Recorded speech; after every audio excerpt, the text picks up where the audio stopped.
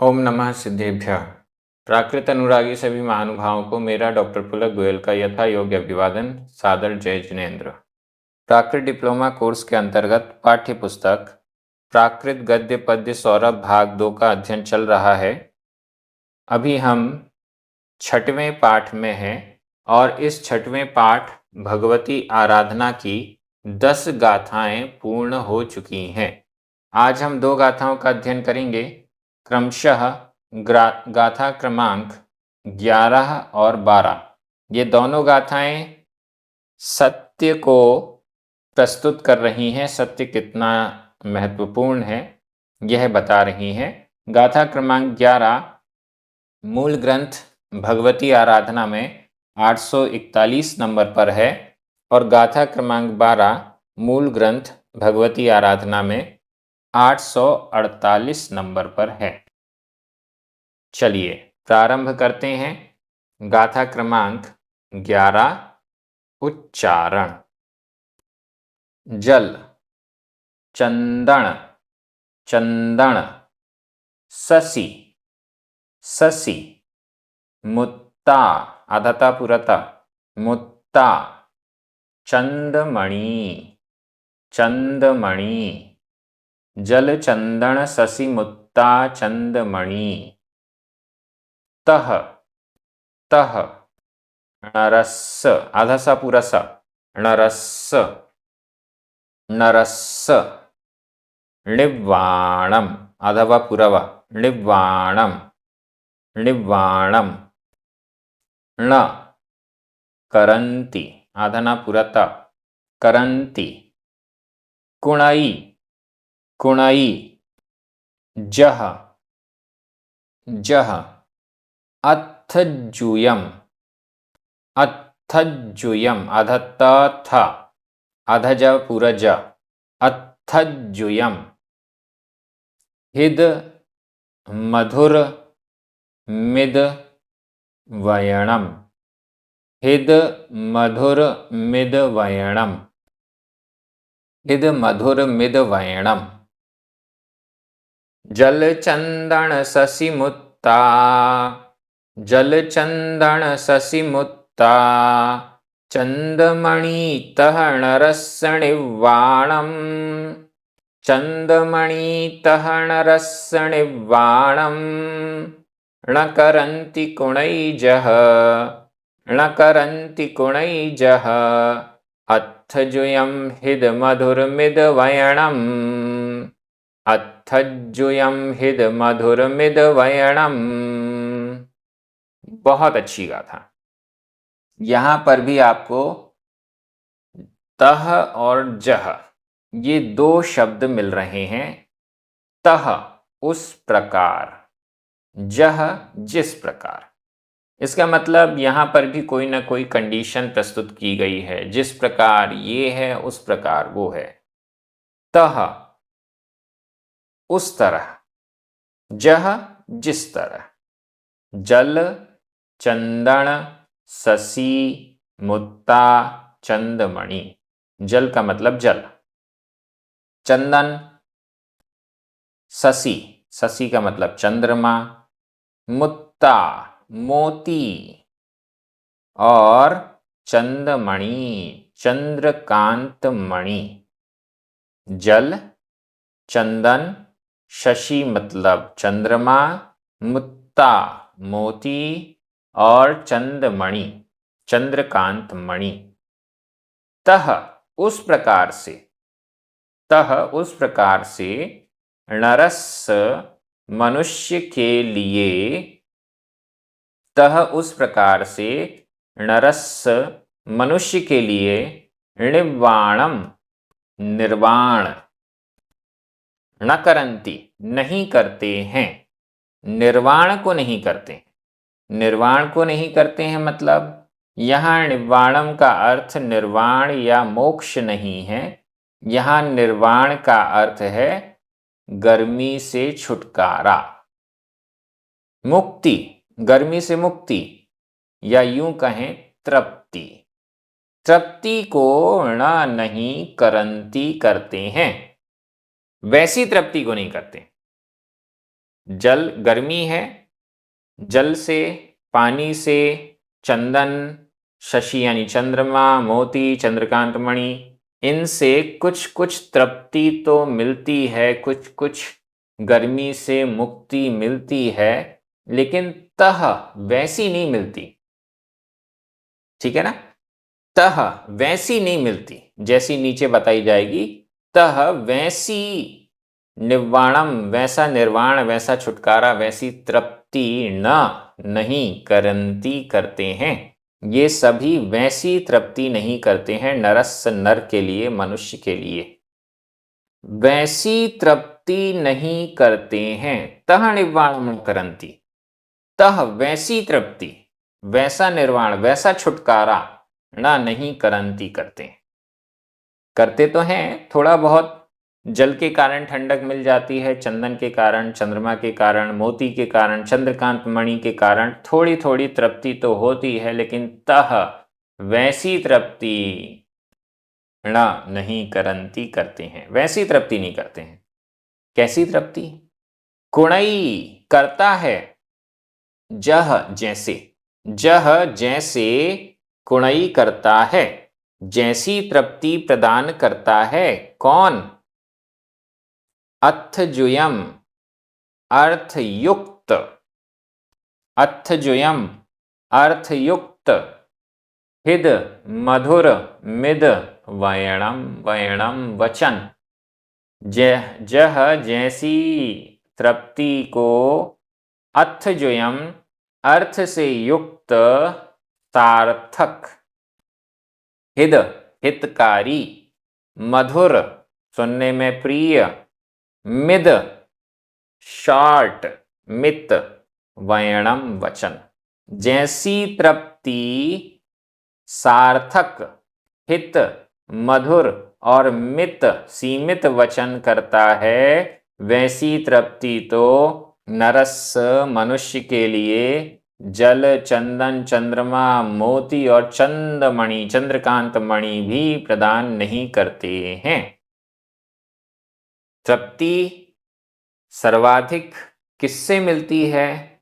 अच्छे वचनों से, सार्थक वचनों से, हितकारी वचनों से, मधुर प्रिय वचनों से, सीमित वचनों से जो तृप्ति मिलती है, वह तृप्ति तो जल से नहीं मिलती, चंदन से नहीं मिलती, चंद्रमा से नहीं मिलती, मोती से नहीं मिलती, चंद्रकांत मणि से भी नहीं मिलती है।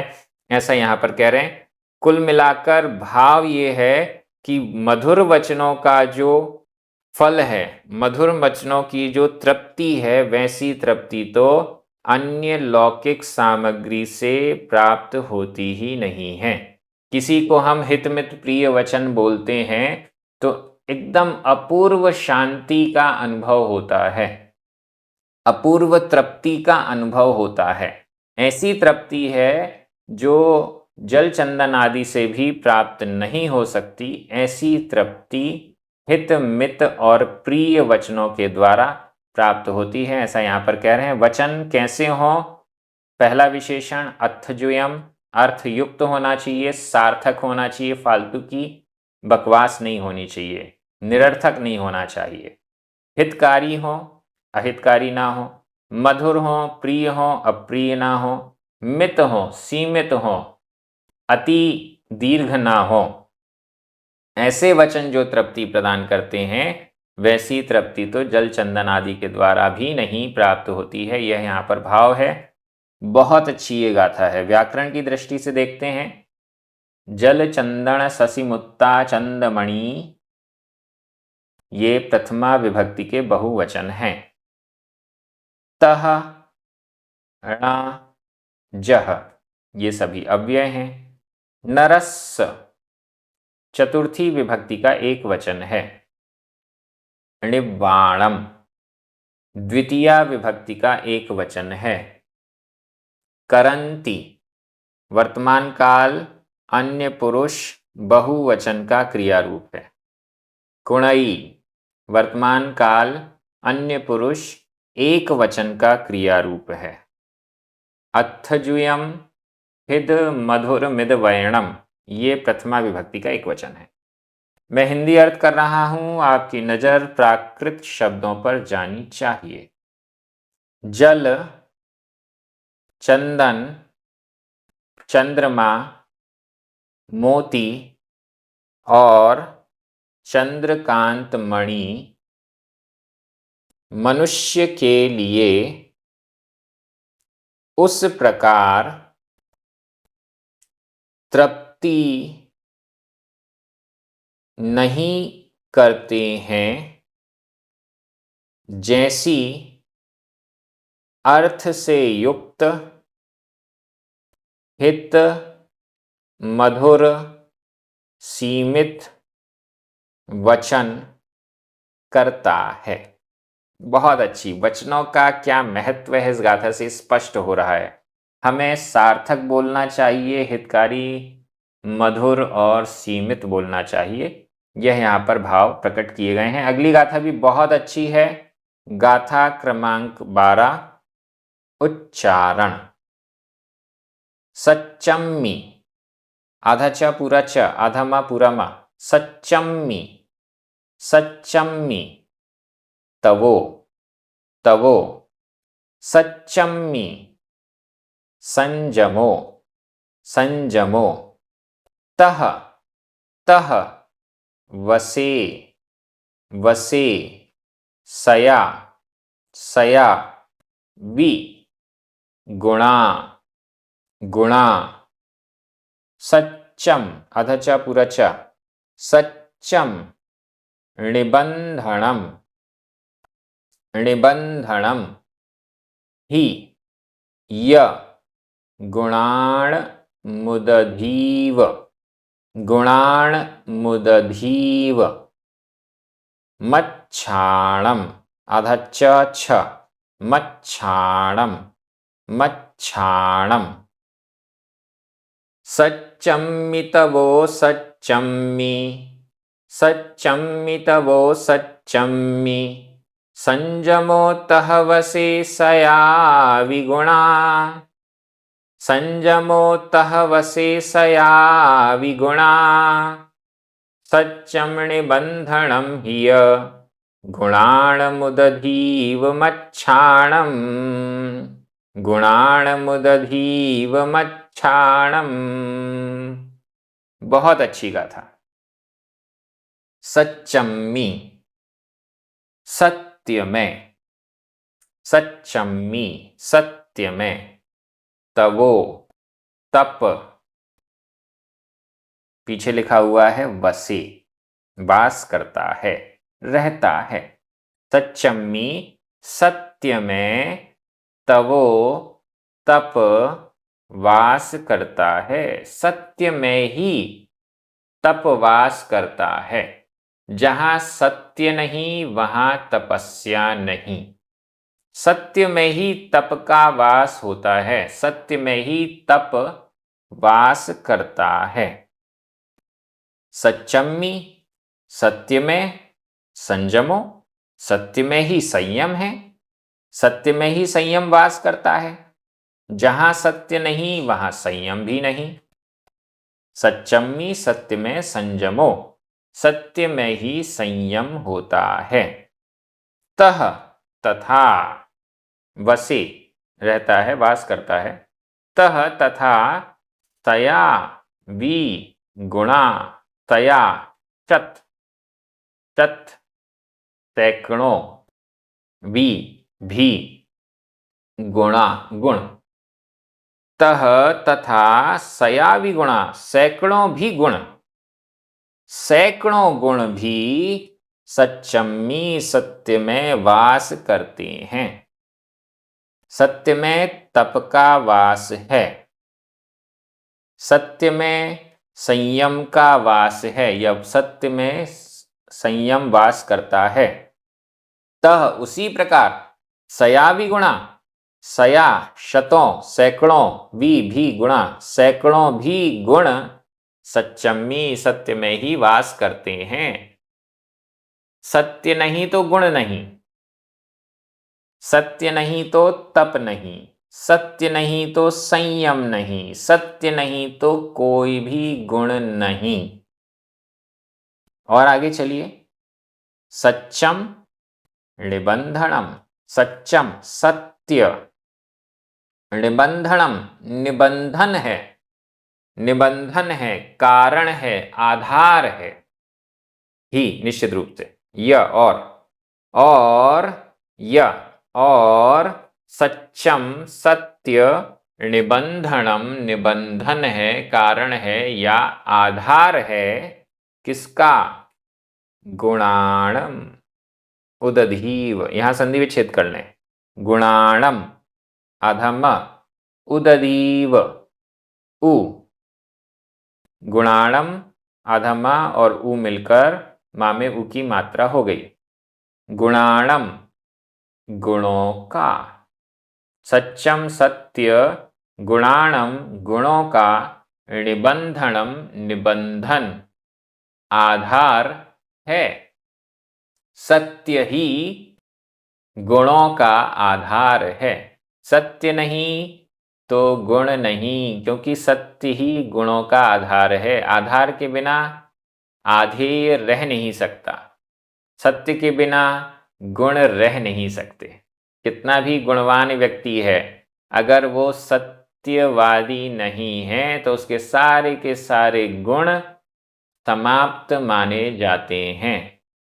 झूठ बोलता है, बड़ा गुणवान है लेकिन झूठ बोलता है तो उसका एक भी गुण मान्य नहीं होगा, सारे के सारे गुण अमान्य हो जाएंगे, सारा का सारा संयम अमान्य हो जाएगा, सारी की सारी तपस्या अमान्य हो जाएगी, क्योंकि सच्चम गुणाणम निबंधनम, सत्य गुणों का निबंधन आधार है। इसके लिए उदाहरण भी दे रहे हैं, उदधीव मच्छाणम, जैसे मच्छाणम मत्स्यों के लिए, मत्स्य यानी मछली, मत्स्य मत्स्यों के लिए, मत्स्यों का मछलियों का, उदधीव, यहां उदधीव इसका भी संधि विच्छेद करते हैं, उदधि बड़ी की मात्रा, इव छोटी ई, बड़ी ई और छोटी ई दोनों मिलकर भी बड़ी ई हो गए, उदधि इव, उदधि के इव यानी समान, उदधि के समान, समुद्र के समान, जैसे मच्छाणम मत्स्यों का आधार उदधि समुद्र होता है, मत्स्यों के लिए समुद्र ही आधार है, समुद्र नहीं तो मत्स्य भी नहीं, समुद्र ही मत्स्यों के लिए आधार है, उसी प्रकार से सत्य ही गुणों के लिए आधार है, सत्य नहीं तो गुण भी नहीं रह सकते, ऐसा यहाँ पर एकदम क्लियर किया गया है।